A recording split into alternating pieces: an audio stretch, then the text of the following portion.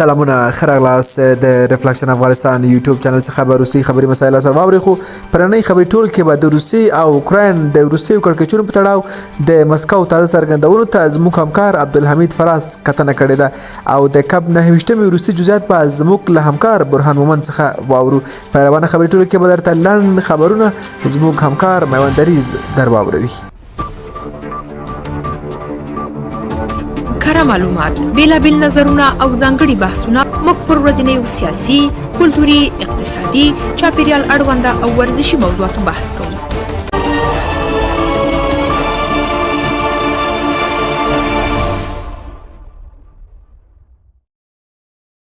اوس هم پوره خبرونه. مسکو وایي اوکراین د روسیې پر خاوره د واټن هغو توغندیو ګزارونه کړي چې امریکا ورکړي دي. د روسیې حکومت وایي اوکراین د روسیې په خاوره کې دننه د هغو توغندیو ګزارونه کړي چې د واشنګټن ورکړي او یوه ورځ مخکې د دې توغندیو کارولو اجازه هم ورکړه. نور حال د عبدالحمید فراز په راپور کې. د روسیې دفاع وزارت مسؤلینو په وینا اوکراین د پنجشنبې په ورځ د روسیې او اوکراین ترمنځ پولې تر سیرما بریانسک سیمه په توغندیو ویشتلې ده. د روسیې دفاع وزارت مسؤلین وایي 15 توغندي هدف ته له رسیدو مخکې په هوا کې له منځه وړل شوي او پر یوه پوځي مرکز د یو توغندي پاتې شونو غورځېدو له کبله هلته اور لګېدلی دی. د روسیې د بهرنیو چارو وزیر سرګي لاوروف پر واشنګټن تور پورې کړی چې غواړي د جګړې اور پراخ کړي. نوموړي وویل دغه اتاکمس پرلپسې د بریانسک سیمې ته په پرلپسې ډول ویشتل شوي دي او دا بې له شکه ښیي چې دوی امریکا غواړي تاوتریخوالی ډیر شي او هغسې چې پوتین بیا ویلي دي له امریکایانو پرته په عصري تکنالوژۍ د دې سمبال توغندیو کارول شونې نه دي. له دې مخکې پر سه شنبې روسیې د اتومي وسلو کارولو په تړاو نوې تګلاره تایید کړه چې له مخې به د دغه هیواد چارواکي د خپلو اتومي وسلو پر کارولو غور کوي. روسیه اوس وایي د یو داسې هیواد له لوري برید چې اتومي وسله ونه لري خو د اتومي وسلو لرونکي هیواد ملاتړ ورسره وي پر روسیې شریک برید بلل کیږي. د یادونې ده چې اوکراین له تیر یو کال راهیسې د خپلې خاورې په هغو برخو کې دغه ډول توغندي کاروي چې روسي ځواکونو لاندې کړي دي. دغه ډول توغندي تر 300 کیلومترو واټن پورې هدفونه په نښه کولی شي او له منځه وړل یې ګران کار دی. کیف اوس کولی شي د روسیې په خاوره کې دننه هدفونه په نښه کړي. په دې کې د کورسک سیمه هم شامله ده چې اوکرایني ځواکونو پکې تر 1000 مربع کیلومترو پورې روسي خاوره لاندې کړې. ریپورټونه وایي کیف او واشنګټن دواړو کې چارواکي فکر کوي چې روسیه به دې سیمه کې ځوابي بریدونه کوي. اوچا د کب 9 غونډې پر ګډونوالو غږ کړی چې د افغانستان وضعیت له پامه ونه غورځوي. نور حال د برهان مومند په راپور کې اورو. د آذربایجان پلازمینه باکو کې د ملګرو ملتونو په کوربتوب د اقلیم بدلانه نړیواله غونډه یا کاپ 9 کې لږ تر لږه د 70 هیوادونو او سازمانونو مشرانو ګډون کړی دی. هدف یې دا دی چې د نړیوالې تودوخې مخنیوي لپاره د حل لارې موندلو، د شینکوریزه ګازونو کمول او د اقلیم له بدلونه د زیانمنېدونکو هیوادونو سره مرسته کول دي. اوچا پر ایکس ټولنیزه رسنۍ خپاره کړي یو پوسټ کې په دې غونډه کې پر شته نړیوالو مشرانو غږ کړی چې د افغانستان وضعیت له پامه ونه غورځوي. اوچا 8 لاملونه په ګوته کړي چې له مخې افغانستان د کاپ 9 غونډې د ګډونوالو لخوا سملاسي اقداماتو ته اړتیا لري. دغه بنسټ وایي افغانستان د شینکوریزه ګازونو د ټیټې کچې پر تولید سربیره د اقلیم د بدلون له ویجاړونکو اغیزو سره مخامخ دی.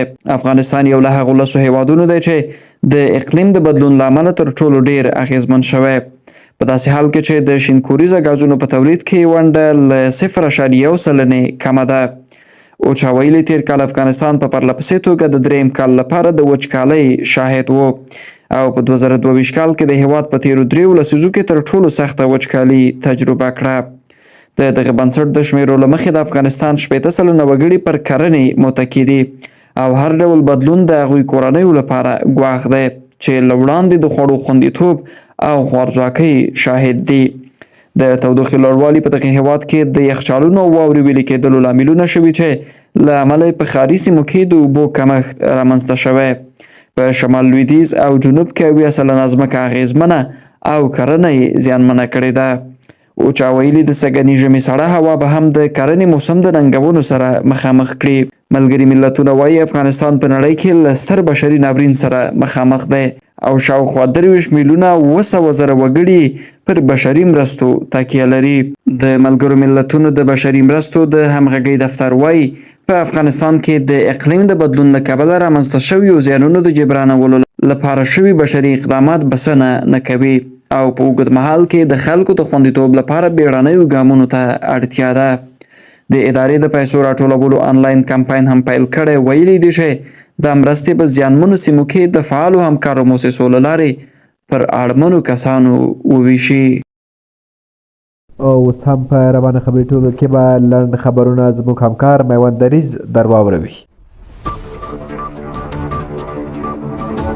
کره معلومات، بیلابیل نظرونه او ځانګړي بحثونه موږ پر ورځنیو سیاسي، کلتوري، اقتصادي، چاپیریال اړونده او ورزشي موضوعاتو بحث کوو.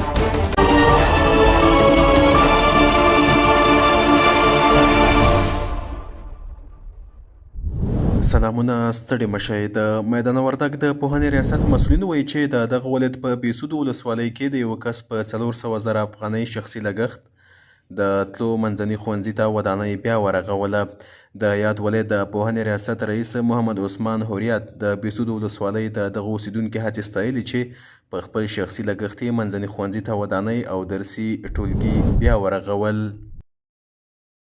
د افغانستان او پاکستان د 19 کلنو لوبډلو ترمنځ په روانه لوبه کې د پاکستاني لوبډلې د توپوهنې پاڼۍ پای ته ورسېده چې په 9.4 اورونو کې د ټولو وکټو په سوځېدلو سره 244 منډې جوړې کړې او افغانستان ته د 245 منډو هدف وټاکه. د کورنیو چارو وزارت له نشهیي توکو سره د مبارزې مرستیال عبدالحق همکار په افغانستان کې د ترکیې سفارت له سلاکار زغفر کیشیو ملپلاوي سره کتلي دي. دواړو لوریو د نشهیي توکو سره پر ګډې مبارزې افغان بزګرانو ته د بدیل کښت برابرولو، د روږدو راټولولو، درملنې او د ډاکټرانو د وړتیا لوړولو په اړه خبرې اترې کړې دي. د افغانستان لپاره د ملګرو ملتونو د پراختیایي پروګرام استازي سټیفن رډیکس د جاپان د منځني ختیځ انسټیټیوټ رسنیو د دغه هیواد د مدني ټولنې له ځینو غړو سره کتلي دي. په دې کتنه کې د افغانستان پر ثبات او ځان بسیاینې او سیمه کې د سولې لپاره د ښځو پر ګډون خبرې شوې دي. په کیپ کې د امریکا سفارت د هوایي بریدونو له ویرې د لنډ مهال لپاره وتړل شو.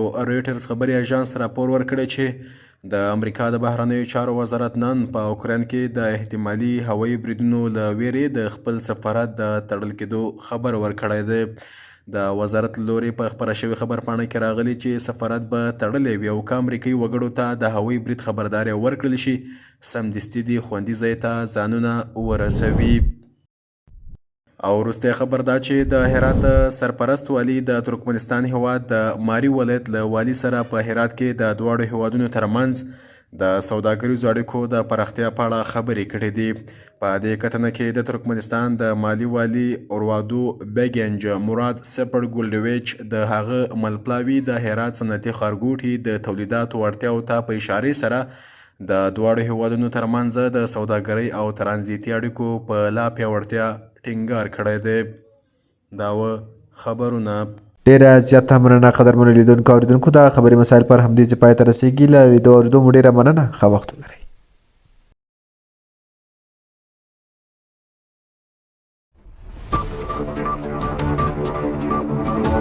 کره معلومات، بیلابیل نظرونه او ځانګړي بحثونه موږ پر ورځنیو سیاسي، کلتوري، اقتصادي، چاپیریال اړونده او ورزشي موضوعاتو بحث کوو.